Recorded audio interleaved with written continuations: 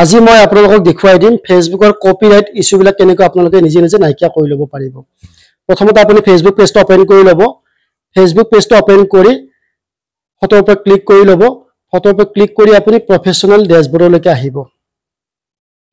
Professional ড্যাশবৰ্ডত আপুনি click কৰিলে ড্যাশবৰ্ডত click কৰাৰ পিছত আপুনি অলপমান তলৰ পিনে স্ক্ৰল কৰি তলৰ পিনে আহিব। তলত দেখা পাব আপুনি সাপোৰ্ট অপচন এটা দেখা পাব। আপুনি সাপোৰ্ট অপচনটো ক্লিক কৰি ল'ব।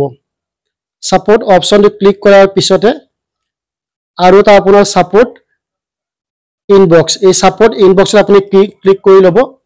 ক্লিক কৰাৰ পিছত ইয়াতে যদি আপোনাৰ কিবা ইস্যু লাগি আছে তেতিয়াহ'লে আপুনি বুজিব পাৰিব ইয়াতে আপোনালোকৰ ইস্যুটো দেখুৱাব। যদি আপোনালোকৰ ইয়াতে কোনো ধৰণৰ ইস্যু লাগি নাথাকে তেতিয়াহ'লে আপোনালোকৰ এনেকুৱাকে ৰাইট চিন বা নো ভায়োলেন্স বুলি লিখা থাকিব। তেতিয়া আপুনি বুজিব পাৰিব যে আপোনালোকৰ পেজত কোনো ধৰণৰ ইস্যু নাই। তেতিয়া আপোনাৰ যিটো ভিডিঅ'ত আপোনাৰ ইস্যু লাগি আছে সেই ভিডিঅ'টোৰ ওপৰত আপুনি ক্লিক কৰি দিব। যিটো ভিডিঅ'ত আপোনাৰ ইস্যু লাগিছে সেই ভিডিঅ'টোৰ ওপৰত যাব। ভিডিঅ'টোৰ ওপৰত আপুনি ক্লিক কৰি দিব। ক্লিক কৰি দিয়াৰ পিছতে আপোনালোকৰ সি ডিটেইলছ বুলি অপচন এটা খোল খাব। এনেকুৱাকে সি ডিটেইলছ বুলি খোল খাব। সি ডিটেইলছত ক্লিক কৰিব। ক্লিক কৰালে এটা কন্টিনিউ অপচন খোল খাব।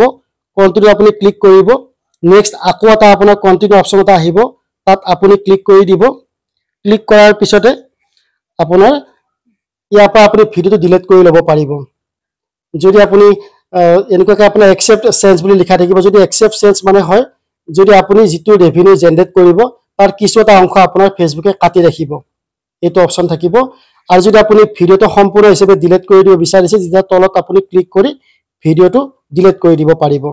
এনেকুৱাকে আপোনালোকৰ কপিৰাইট ইস্যুবিলাক ঠিক কৰি ল'ব পাৰিব।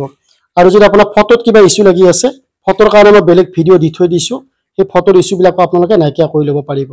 আৰু যদি মোৰ ভিডিঅ'টো নতুনকৈ আপোনালোকে চাই আছে তেতিয়াহ'লে মোৰ পেজটো ফলো কৰি দিব।